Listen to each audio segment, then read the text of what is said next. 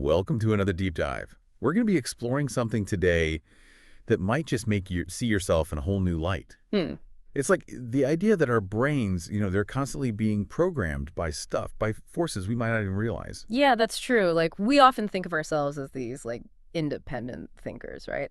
But the reality is that our thoughts, our actions, they're shaped by this whole web of influences. I mean, everything from the language we use to communicate to the culture we're just, swimming in every day. So for this deep dive, what we have is this article that really digs into this whole programming process, right? Yeah. And I got to admit, reading through it, I started seeing these influences just everywhere. And it kind of freaks me out a little bit, how much of what I think, what I believe is really me, versus what's been kind of downloaded into my brain over the years. That's the big question, isn't it? And so this article, it highlights some of these key mechanisms that are part of this programming. For example, just take language, right? We know it's how we talk to each other, share ideas, but it's also shaping how we see the world around us, how we categorize emotions, even how we plan for the future. There's this really fascinating study that found that people whose languages don't even have a future tense, they actually they show different financial planning behaviors compared to those whose languages do have a future tense. Wait, are you serious? Just from how their language talks about time. It's pretty crazy, right? It just goes to show how deep language structures are thinking. And then you've got culture, too, all those traditions and norms that we kind of accept without even, questioning them. It's just how things are. These unspoken rules about what's right, what's wrong, good, bad, all that stuff, it can really impact how we behave, even when those rules kind of clash with, what we personally value. It's almost like we inherit this set of beliefs, this set of values from the culture around us, right? And we don't even realize we're carrying all this baggage around with us. Exactly. And then you add on top of that the pressure to conform to what society expects from you, right? Yeah. Even if those expectations don't really align with what makes you truly happy. Oh, tell me about it. I remember feeling all this pressure to follow this traditional career path, even though it just did nothing for me. You know what I mean? It didn't light me up at all. It's just okay, well, this is what you're supposed to do. Yeah. I felt like I was supposed to want all this stuff, big house, fancy car, the whole 9 yards.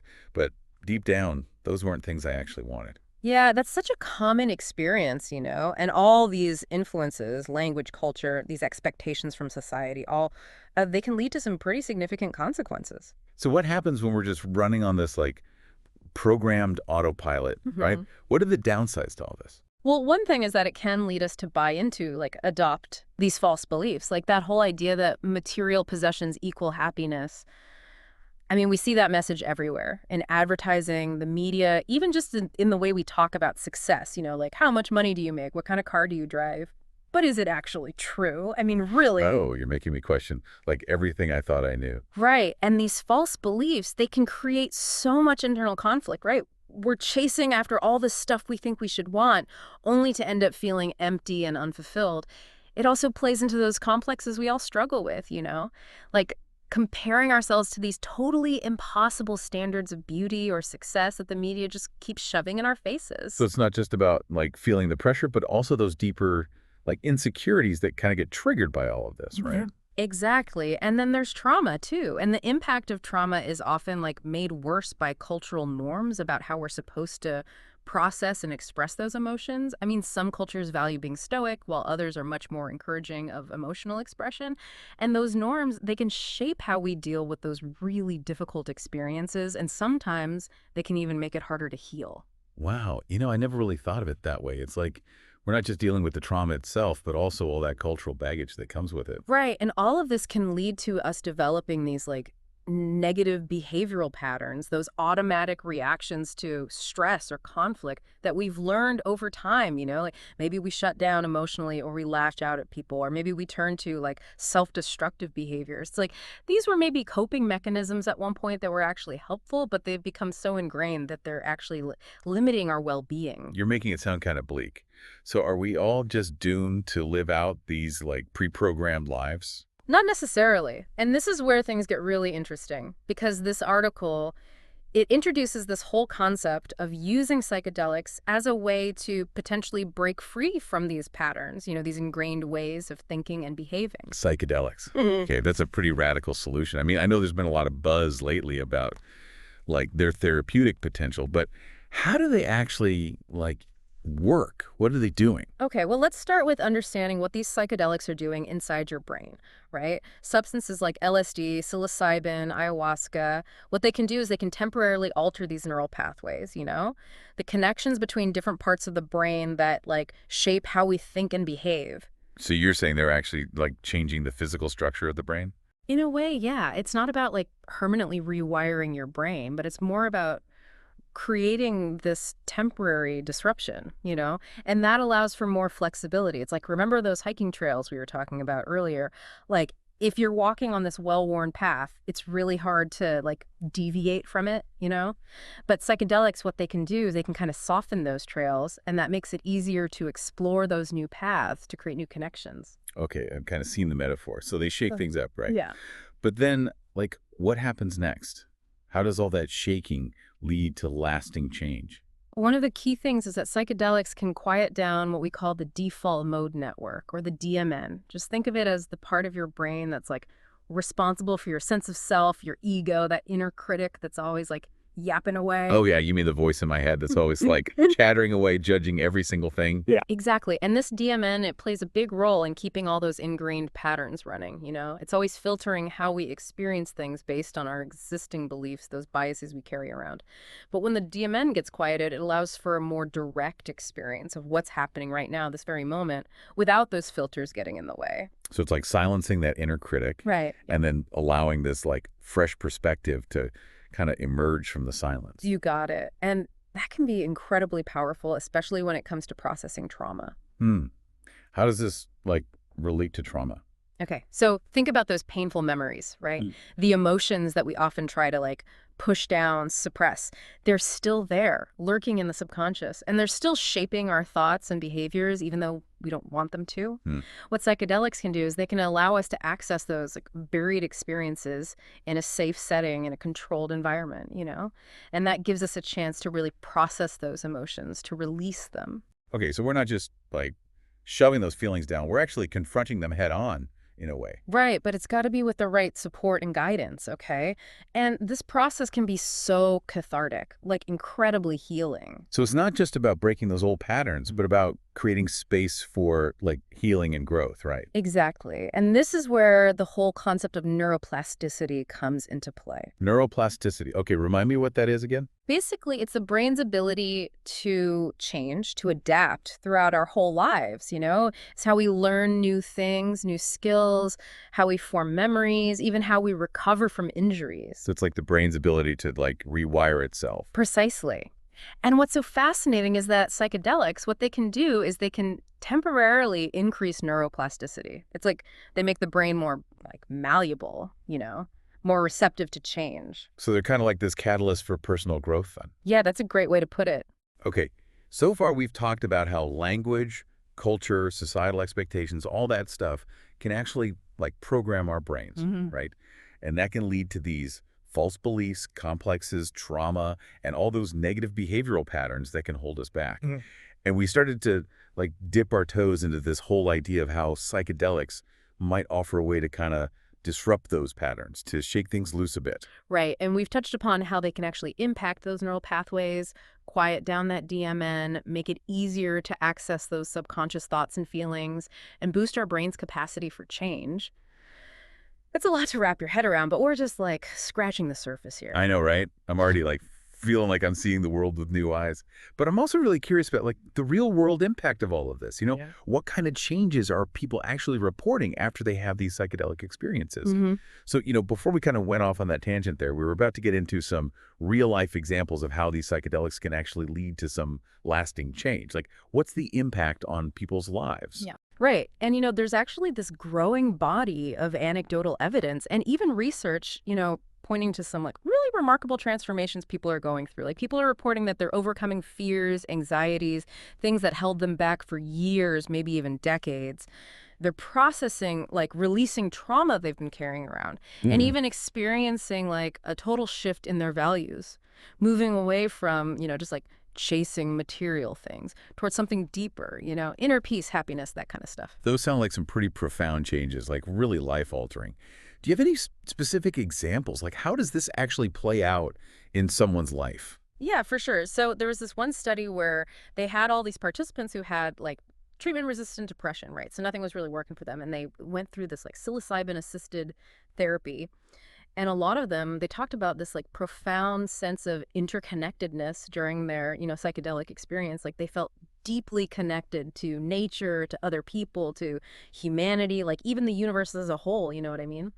And that shift in perspective, like it seemed to have a lasting impact on how they felt, on their well-being.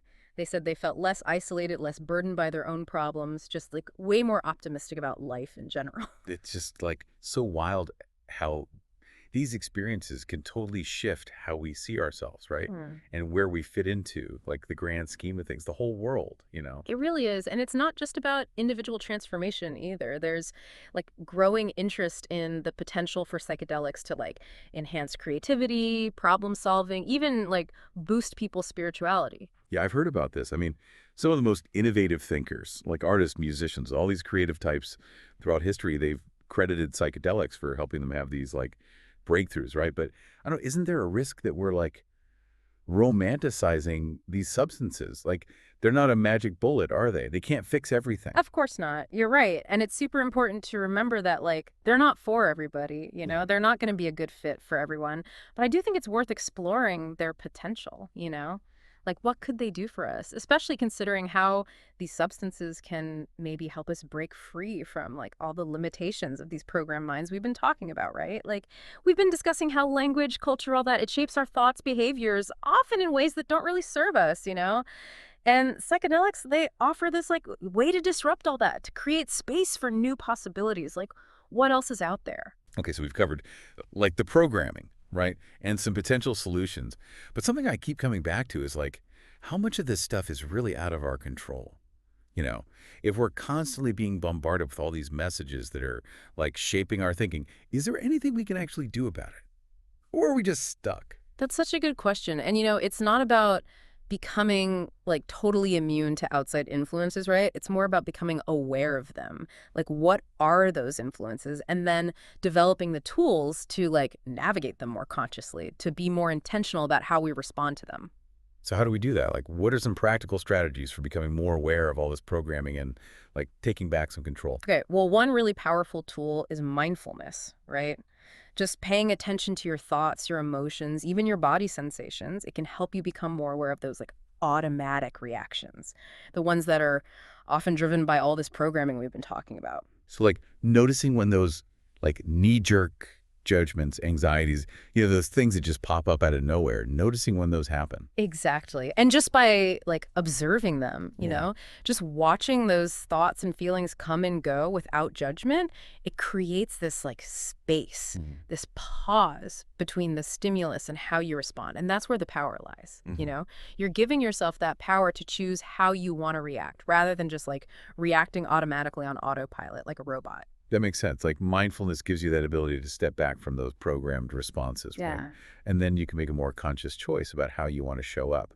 Are there other strategies we can use, like other tools in the toolbox? For sure. Another important one is critical thinking, like really questioning those messages that we're just constantly being bombarded with, especially from the media. Oh my gosh, that's so true. And it's like so relevant today, right? Yeah. I mean, we're constantly being inundated with information from all sides. It's like information overload. And it's so hard to like sift through it all and figure out what's real, what's not, what to believe. Exactly. And with the rise of social media and all these algorithms, it's like we're often trapped in these echo chambers where we just hear the same stuff over and over again. And that just reinforces our existing biases. So it's really important to like diversify your information sources, expose yourself to different perspectives, even the ones that make you like uncomfortable, the ones that challenge your own beliefs. So critical thinking is about becoming more like discerning, like a more careful consumer of information, not just like blindly accepting everything you see or hear. Are there other ways to challenge this programming? Yeah, totally. Like surrounding yourself with a supportive community can make a world of difference. Connecting with people who share your values, who encourage your growth, it can really help you break free from those like limiting beliefs, the ones that tell you, you can't do this or you're not good enough for that. and embrace those new possibilities. It's like having a team of cheerleaders on your personal growth journey, right? Right. They're there to support you, lift you up. Exactly. And we can't underestimate the power of nature either. Like spending time outdoors in nature, it's been shown to have so many benefits for our mental and emotional well-being. It can help reduce stress, improve your focus, and it can even foster this sense of awe and wonder. Yeah, I totally agree. There's just something about being out in nature, right? Mhm. It helps me like clear my head, feel more grounded, like more connected to something bigger than myself. Exactly. And that groundedness, it can help you reconnect with your true self, those aspects of who you are that are often hidden beneath all those layers of programming, all that noise. Okay, so we've got mindfulness, critical thinking, supportive community, nature. That sounds like a pretty solid toolkit, Yeah. to navigate this whole complex landscape of brain programming. But I'm also wondering about the role of professional support. What about people who are really struggling, people who are dealing with serious mental health challenges, things like trauma, anxiety, addiction. What about them? That's where the potential of psychedelics, as therapeutic tools, that's where it becomes even more interesting and promising, I think. Right, right. We touched on this a little bit earlier, but let's dive a little deeper, How are psychedelics actually being used in like therapeutic settings? What does that look like? Well, there's this growing body of research that's exploring the use of psychedelics in really controlled settings, to treat a wide range of It'd be conditions. so what kind of conditions are we talking about here? Give me some specifics. So studies are showing really promising results in treating, depression, anxiety, PTSD, addiction, even end of life distress. It's a pretty wide range. End of life distress. That's interesting. I haven't heard much about that. Yeah, it's fascinating, right? There's this really interesting research being done with psilocybin, that's the active compound in magic mushrooms, Mhm. and it's showing a lot of potential in helping people who are, terminally ill to cope with things like fear, anxiety, all those existential questions that come up, that despair that can sometimes come with facing death. Some studies even suggest that it can foster a sense of peace and acceptance, in the face of death. Wow, that's really powerful. So it's not just about addressing mental illness then, it's also about improving people's quality of life, especially when they're facing some of life's most challenging experiences, like really heavy stuff. Exactly. And it's super important to emphasize this isn't about recreational use. You know what I mean? These psychedelics, they're being used in a very specific way. It's carefully guided therapy sessions with trained professionals who can help people navigate those intense experiences and then help them integrate those insights into their lives. It's not just take a psychedelic and see what happens. It's a much more structured process. So it's not just about taking the psychedelic, right? It's about having the right support, the right guidance to really make the most of the experience. Precisely. And this is where the importance of set and setting comes in. Set and setting. Okay, break that down for me. What do those terms actually mean?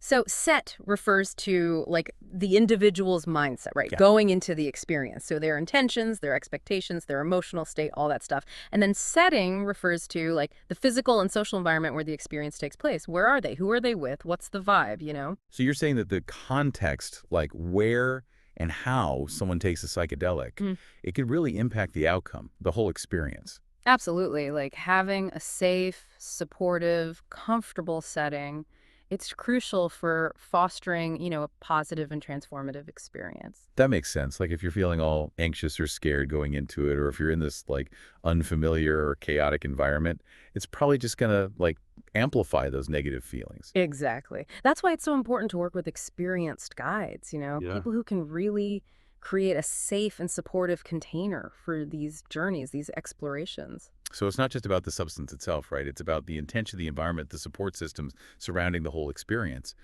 But I also, I want to acknowledge that there are risks involved too, right? We've talked about the good stuff, the potential benefits, but it's important to be realistic about the potential downsides, Mhm. the risks. Oh, you're absolutely right. Psychedelics, they're powerful substances, Yeah. and they can have unpredictable effects. For some people, those effects can be really challenging, even frightening. It's not always sunshine and rainbows. Yeah. So what kind of negative effects are we talking about here? What could happen? Well, some people might experience like anxiety, paranoia, even like psychosis during a psychedelic experience. It can get pretty intense. And if someone has a pre-existing mental health condition, something they're already dealing with, psychedelics, they could make those symptoms worse. So it's like really important to be aware of that. So these therapies, they're not for everyone. Right. Not everyone's a good candidate. Definitely not. And that's why like careful screening is super important. It's crucial to identify those individuals who might be at higher risk for negative experiences. You don't want to put anyone in a dangerous situation. And what about the legal stuff, I know psychedelics are still illegal in like a lot of places. So how does that all play into this? Yeah, that's a good point. The legal status, it varies a lot, around the world. In some countries, they're completely banned, like no way, no how. While in other places, there are like efforts to decriminalize them or legalize them, at least for medical or therapeutic use. So it really depends on where you are. So it's a complex and evolving landscape, right? Always changing. It really is. And it's just like important to be aware of those legal implications, and proceed with caution. Don't just jump in without knowing what you're getting into. Okay, so we've covered a lot of ground in this deep dive, right? We've explored how our brains are programmed by all these external forces, the consequences of that programming, and then like the potential of psychedelics to disrupt those patterns and foster transformation. It's a lot to think about. Yeah, we have. We've talked about the importance of mindfulness, critical thinking, having that supportive community, getting out in nature, all those tools for like reclaiming our agency and like really shaping our own lives, taking control. And we've acknowledged that, there are risks with psychedelic use. It's not a free-for-all, right? And the importance of like proceeding with caution and getting professional guidance when it's appropriate. So I guess the question is like, where do we go from here? What happens when these substances, these things that were once like totally taboo, right? What happens when they start entering the mainstream? What's the future of all this? That is the big question. And it's one we're going to explore in the last part of this deep dive.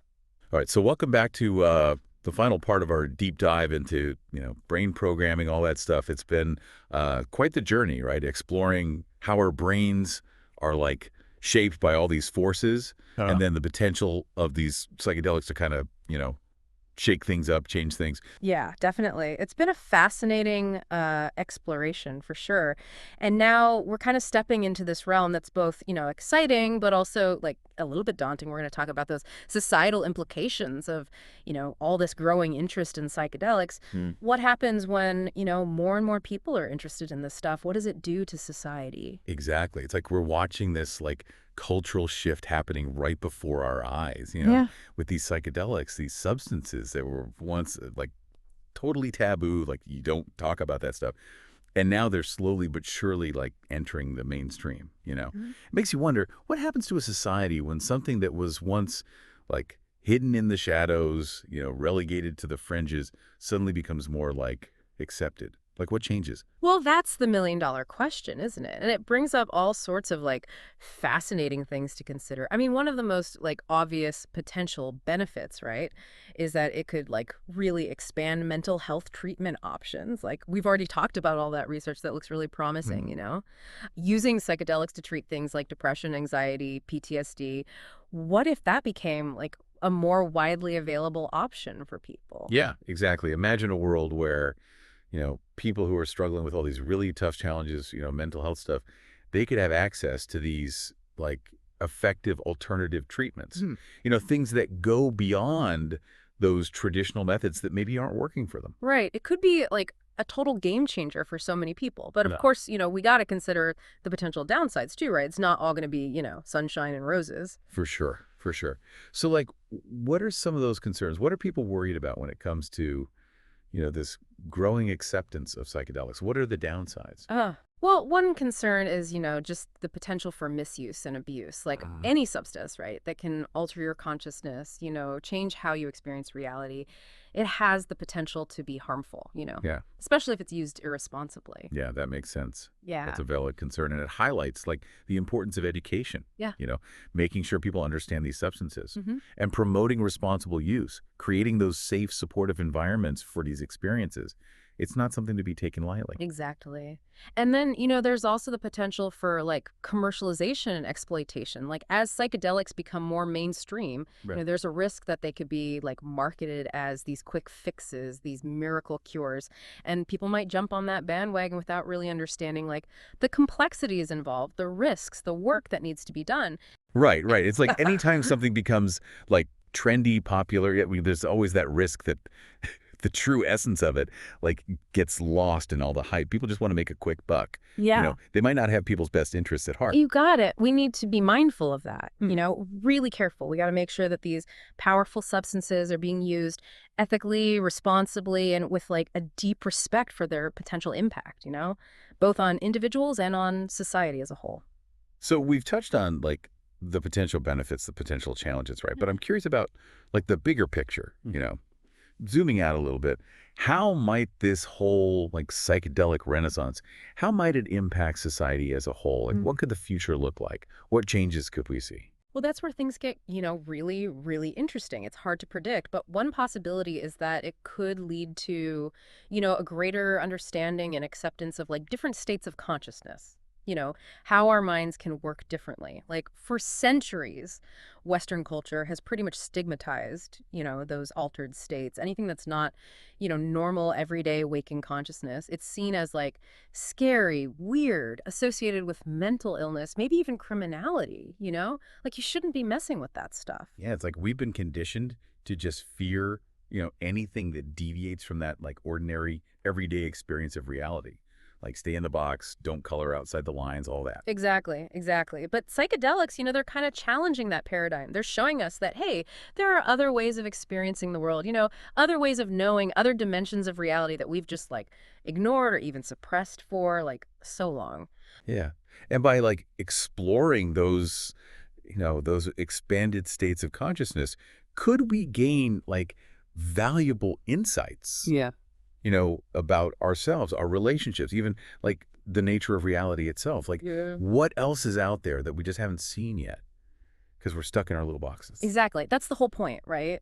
This shift in perspective, like it could have huge implications for how we approach everything. I mean, everything from art and creativity to spirituality, personal growth, how we connect with each other, how we see the world. I mean, it's huge. It's like, opening up this whole new toolbox, for understanding like Mm, the human experience. What does it mean to be human? What are we capable of? you got it. And it could also lead to like a greater appreciation for, the interconnectedness of all things. Like a lot of people who have these, really profound psychedelic experiences, they talk about this feeling of unity, like Hmm. feeling deeply connected to something much larger than themselves. Like we're all in this together. We're all part of something bigger. Right? Like there's no separation really. It's all just one big web.